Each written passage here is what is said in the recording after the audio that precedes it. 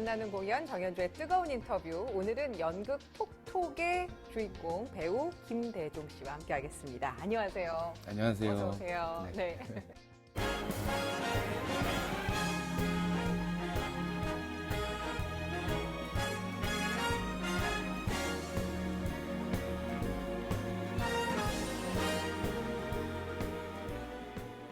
저는 잭더리퍼의 그 냉혈한 언론의 네. 멀로 역할로 우리 김대종 씨를 처음 무대에서 뵀었는데 이번엔 연극 무대에 서셨어요. 네.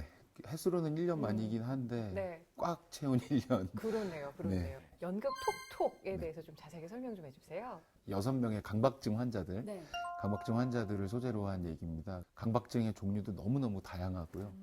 그래서 이 사람들이 치료를 받으려고 한 공간에 모이는데 네. 정작 이제 치료를 해주기로 하는 의사는 오지 않고 네. 그래서 기다리면서 이 사람들 안에서 벌어지는 그런 일들을 주 소재로 하고 있는 연극입니다. 13살 때부터 평생 잃었습니다.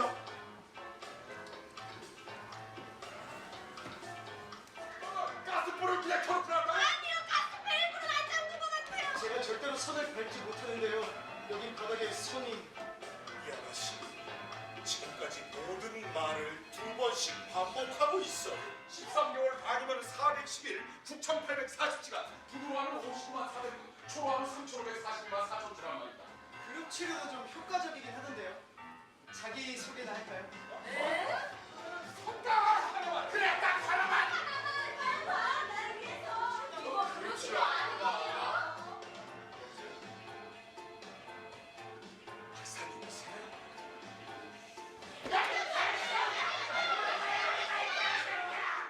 주로 자기보다는 남들을 먼저 생각할 때 일어나는 것 같습니다. 그 기적은.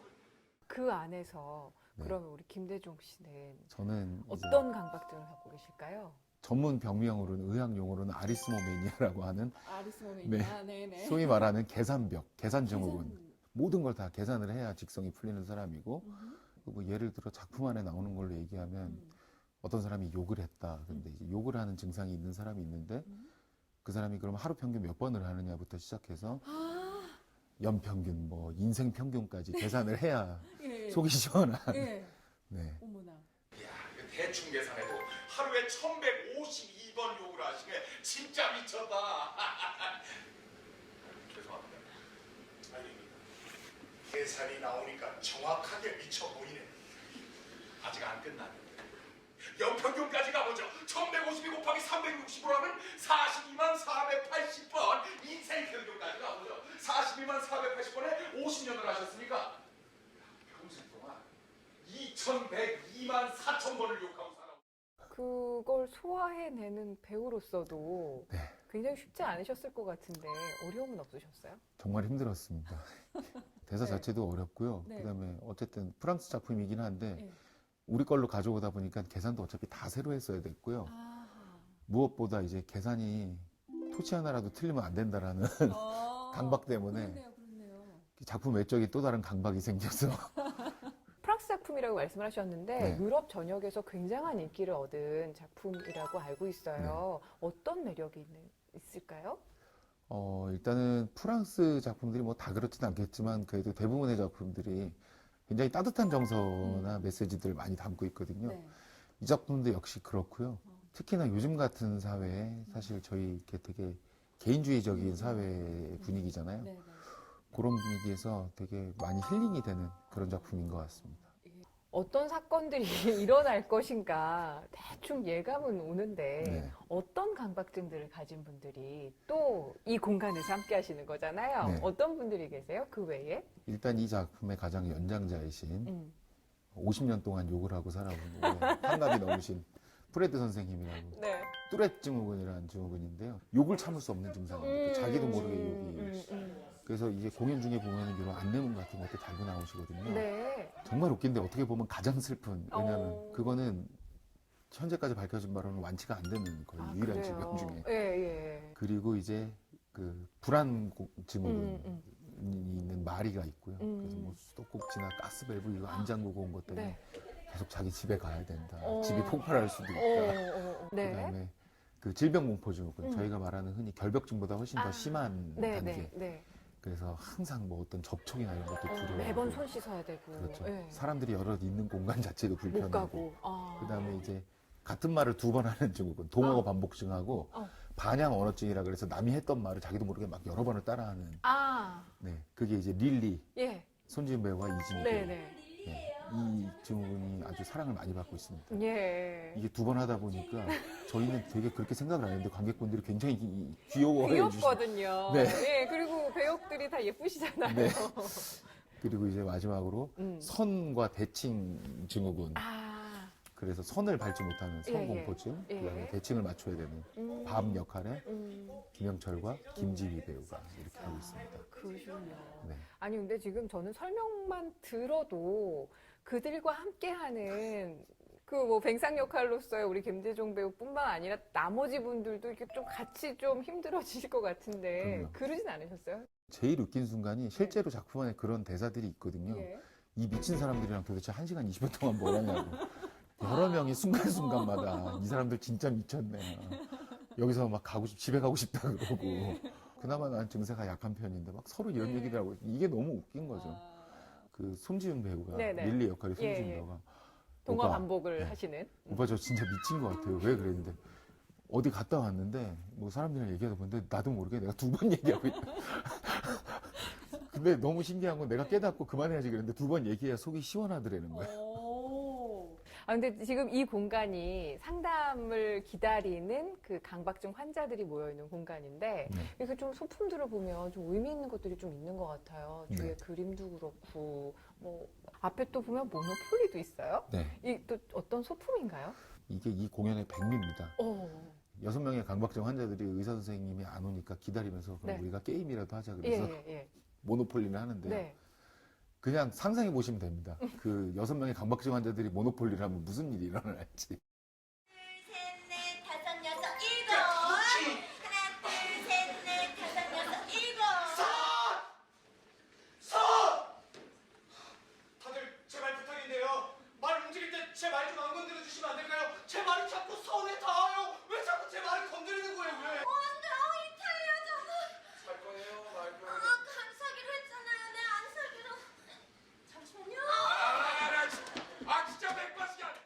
이런 연극을 보면서 그 배우들의 감정선을 쫓아가는 게 관객들로서는 굉장히 또 중요한 시간이잖아요. 네. 몰입을 하고. 근데 살짝 이건 몰입하기에 좀 겁이 날 수도 있을 것 같아요. 내가 몰랐던 내 안의 강박증을 확인할 수 있을 것도 같고. 그럴 수도 있죠. 관객들 반응은 어떠신가요? 관객분들은 처음에 한 5분 동안은 네. 도대체 여기는 뭐라는 곳인가? 저 사람들은 누군가라는 궁금증에 사로잡혀 계시다가 6명이 다 모이기 시작하면 그냥 완전 방어 해제 상태로 웃으십니다. 웃을 수밖에 없습니다. 왜냐하면 이 사람들이 너무도 순수하거든요. 껍질을 입지 않는 정말 그 순수한 강박증 그 자체거든요. 그러다 보니까 관객분들도 금방 오픈돼서 그냥 이 사람들이 너무 웃기고 그리고 실제로 얘기하신 것처럼 내 안에 뭔가를 발견하는 것조차 어떤 그러면서도 그거 자체가 되게 페이소스적인 웃음이 있는 거죠. 근데 저는 이런 작품을 통해서 관객들이 어떤 자신의 강박증을 발견을 하면서 어떤 걸 좀 치유해가는 그런 과정이 될 수도 있을 것 같은데, 네. 함께 하시는 배우분으로서 네. 이런 분들께 이 연극이 좀 주효하지 않을까 네. 생각을 해보셨을 것 같아요. 일단은 이 연극에서도 후반부에 보면은 서로가 서로를 도우면서 그러니까 뭐 완벽한 치료는 아니지만 어떤 실마리들을 찾아가거든요. 관계 속에서 이제 희망을 보는 거죠. 그리고 실제로 이제 그 안에서 그런 대사들도 있고요. 저도 마찬가지고요. 현대 사회에서 이 관계라는 건 정말 두려워질 때가 많거든요. 정말 어렵죠. 막 가벼운 관계부터 무거운 관계까지 꼭 해야 되는 관계도 있고 거기에서 오히려 막 꼭 해야 되는 관계들에서 관계에 대한 두려움만 더 생기고 막 한 발 물러나게 될 때도 많고 하잖아요. 근데 이 공연을 보면서 그런 관계들에 대한 두려움도 많이 없어질 수도 있고요. 그다음에 네. 그거들을 어떻게 보면 내가 너무 고민하고 있는 것이 아닌가. 사실 사람과 사람 사이의 거리는 내가 생각하는 것보다 훨씬 가까울 수 있는데 그래서 그런 분들, 그런 관계에 대한 의심이나 상처받으신 분들이 많이 보셨으면 좋겠어요. 예. 이런 관계에 대해서 고민하시는 분들 상당히 많으신데 그럼요. 이 연극을 통해서 뭔가 실마리를 얻어가실 수 있겠다는 말씀. 좋습니다. 네. 어떤 대사나 네. 어떤 장면이 좀 가장 큰 울림을 주고 계세요? 뱅상이 막 말하거든요. 오히려 그러니까는 이거는 그냥 듣기에는 좋은 대사는 아닙니다. 사람들한테 오히려 막 그 어떤 극단에 몰린 상황에서 난 당신들 같은 질병 덩어리들이 아니야. 난 정상으로 살아갈 수 있어. 이러면서 막 절규를 거의 하는데요. 그건 이제 뱅상의 바램이기도 하지만 두려움이거든요, 사실. 현대사회를 살아가는 우리가 항상 외치는 거거든요. 난 당신들 같은 질병 덩어리들이 아니라고. 난 정상으로 살아갈 수 있어. 난 정상으로 살아갈 수 있어. 오히려 그걸 한꺼풀 깨고 그냥 한 발 나와서 난 문제가 있어. 인정하고. 네. 난 도움이 필요해. 라고 얘기하면 자연스럽게 한 발 와줄 수 있잖아요, 상대방이. 그래서 그 대사가 되게 뼈아프게 많이 와닿고요. 또 하나는 내내 그 욕을 하시던 뚜레츠모군 프레드 선생님께서 마지막에 인사하면서 그래도 이 질병의 장점도 있다고 하시는 얘기가 있는데 장점이 뭐냐. 진짜 욕을 해도 사람들이 몰라. 진짜가 뭐냐가 중요한 것 같지 않아요, 결국에는. 어차피 저희는 본인도 진짜인지 아닌지 알 수 없을 거고. 네, 진짜를 보려는 노력들은 항상 하지만 아닌지 뭐 그거 검증할 수도 없고 안다고 해서 크게 달라지는 것도 없는 것 같고요. 다만 진짜일 거라고 믿는 마음이 훨씬 이 세상을 따뜻하게 만들지 않나.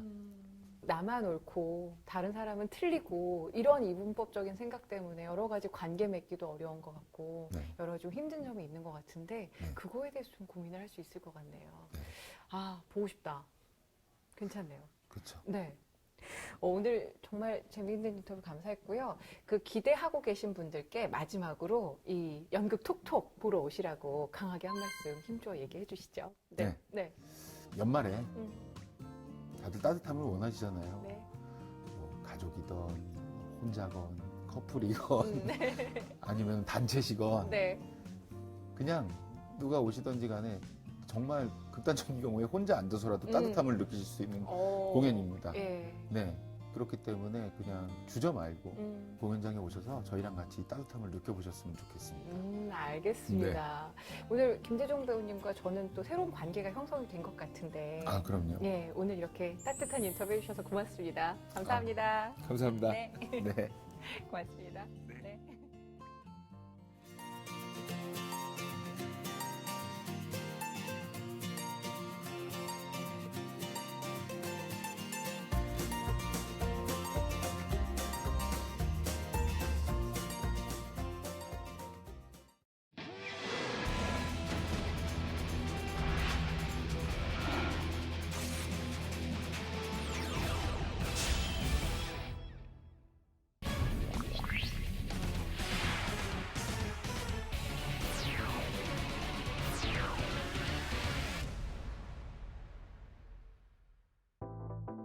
안녕하세요. 뮤지컬 평론가 원종원입니다. 오늘 소개해드릴 공연은 살인 사건을 파헤치는 심리 스릴러 뮤지컬 블랙 메리 포핀스입니다. 공연을 더 풍성하게 즐기는 방법, 원종원의 뜨거운 시선 지금 시작합니다.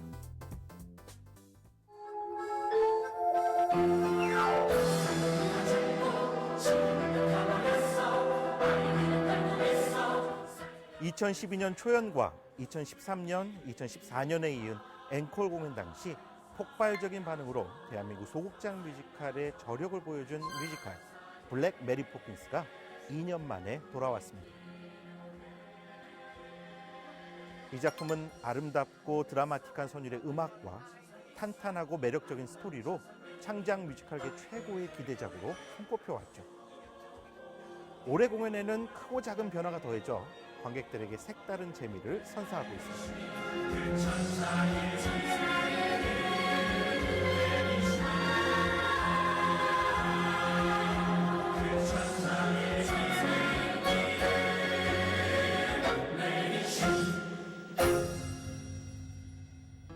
원종원의 뜨거운 시선, 블랙 메리 포핀스의 첫 번째 뜨거운 매력 포인트는 동화를 뒤집은 상상력입니다.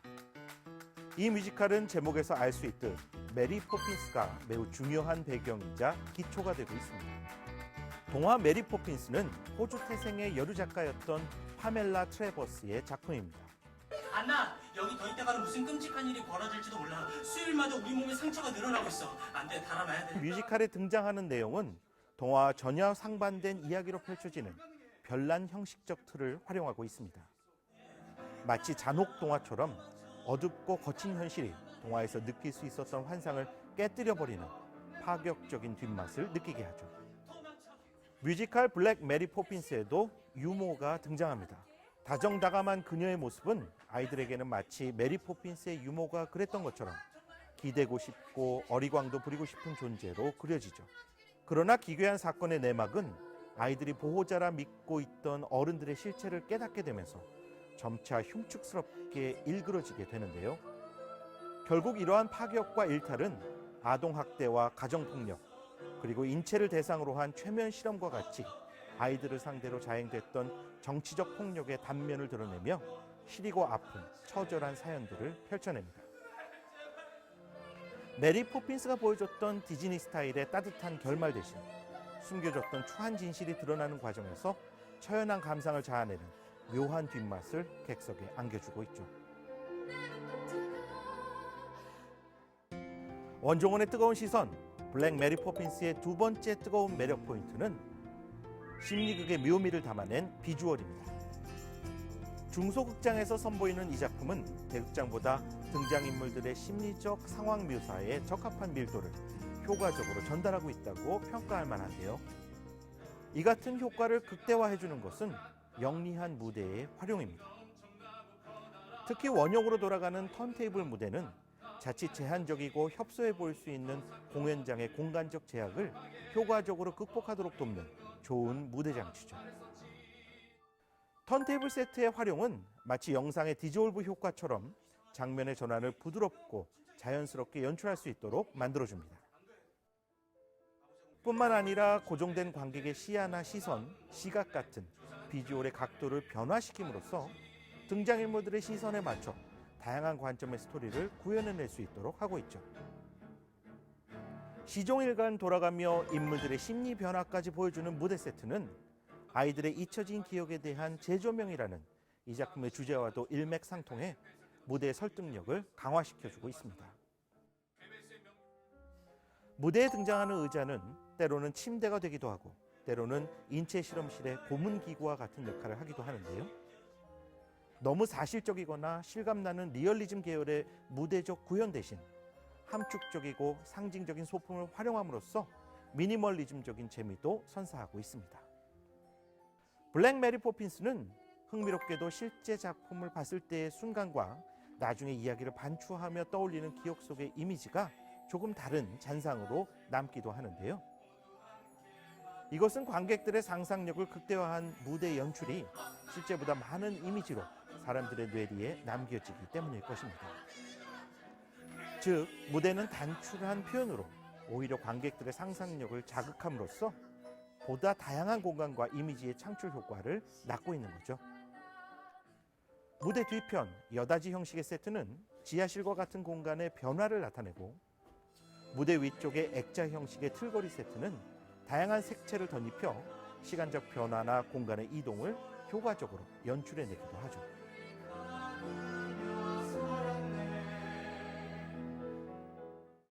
원종원의 뜨거운 시선, 블랙 메리 포핀스의 세 번째 뜨거운 매력 포인트는 밀도 높은 배우들의 연기입니다. 소극장 뮤지컬답게 등장인물은 많지 않습니다. 그러나 블랙 메리 포핀스의 배우들은 사건의 진실을 따라가는 서스펜스 스릴러 형식의 재미를 효과적으로 구현해내고 있습니다. 2016년 앙코르 무대에서는 에녹, 이경수, 김도빈이 한스 역으로, 전성우와 강영석이 헤르만으로 등장합니다. 대본과 작사, 작곡 등 1인 3역으로 참여한 신의 예술가도 주목받고 있습니다. 최근 들어 왕성한 활동을 선보이고 있는 서윤미 작가인데요. 무비컬로 제작됐던 늑대의 유혹이나 밀당의 탄생 등을 통해 특유의 감각적인 대사와 촌철살인의 극전개, 재치 있는 표현으로 각광을 받았었죠. 뮤지컬은 인터미션 없이 1시간 40여 분간 진행됩니다. 중간 휴식 없이 단막으로 이야기를 펼쳐내는 탓에 다른 뮤지컬에 비해 호흡이 조금 짧다는 느낌을 받을 수도 있는데요. 그러나 서스펜스 스릴러로서의 정체성을 염두에 둔다면 굵직하고 충격적인 이야기를 휴식으로 인한 단절이나 호흡이 끊기지 않은 채 무대감 있게 전달된다는 측면에서 단막이 오히려 이 작품의 매력을 더 잘 반영하고 있다고 볼 수도 있습니다. 꿈처럼 좋았던 시간 모두 변해 널 그리며 잠들면 찾아온 건 한몸뿐. 뮤지컬 블랙 메리 포핀스에 대한 제 평점은 연출 70점, 연기 80점, 음악도 80점입니다. 뮤지컬 블랙 메리 포핀스를 한 줄로 요약하면 이렇게 말씀드릴 수 있을 것 같습니다. 심리극적인 요소를 제대로 살린 서스펜스 스릴러 형식의 웰메이드 창작 뮤지컬. 엄마가 그리워서 눈물을 흘리던 날 엄마가 되어줘 메리. 엄마가 그리워서 눈물을 흘리던 날 엄마가 되어준 메리.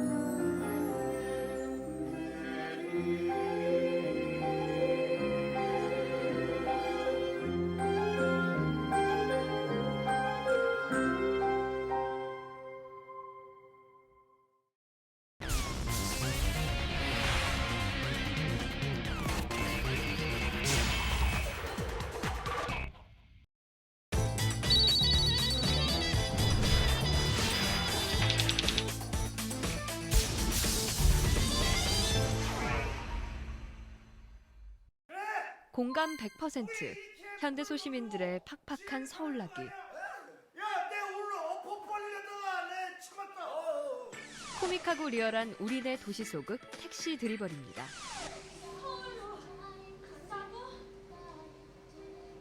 아주 가는 거 아니잖아. 거기 가서 조금만 자리 잡으면 그래서 같이 살 집이라도 한 채 장만하면 그때 너도 올라와서 같이 사는 거죠. 고향에서 미래를 약속했지만 비운의 죽음을 맞은 첫사랑의 기억을 안고 힘든 서울 생활을 견뎌내는 남자 덕배가 있습니다. 요금을 떼먹고 도망가는 사람부터 서울 구경에 신나 날뛰는 여자들, 심장을 조이는 한밤의 조폭들, 그리고 자존심을 짓밟는 아나무인 사모님까지. 사람들의 천태만상이 담긴 덕배의 택시는 밤낮 없이 서울 곳곳을 누비죠. 어느 날 덕배는 택시 안에서 누군가 놓고 간 가방을 발견합니다. 결혼 안 한 남자가 결혼 안 했을 법한 젊은 아가씨의 손가방을 주었을 때 무슨 고민을 하겠습니까?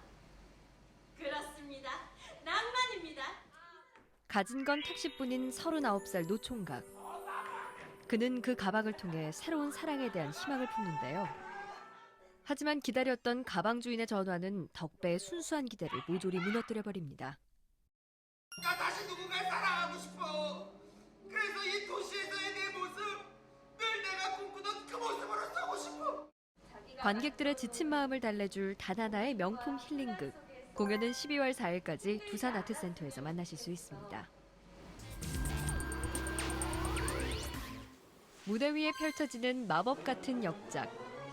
신비롭고 강렬한 연출의 향연, 오페라 라트라비아타입니다. 이탈리아 작곡가 베르디의 가극, 라트라비아타가 새롭게 태어납니다.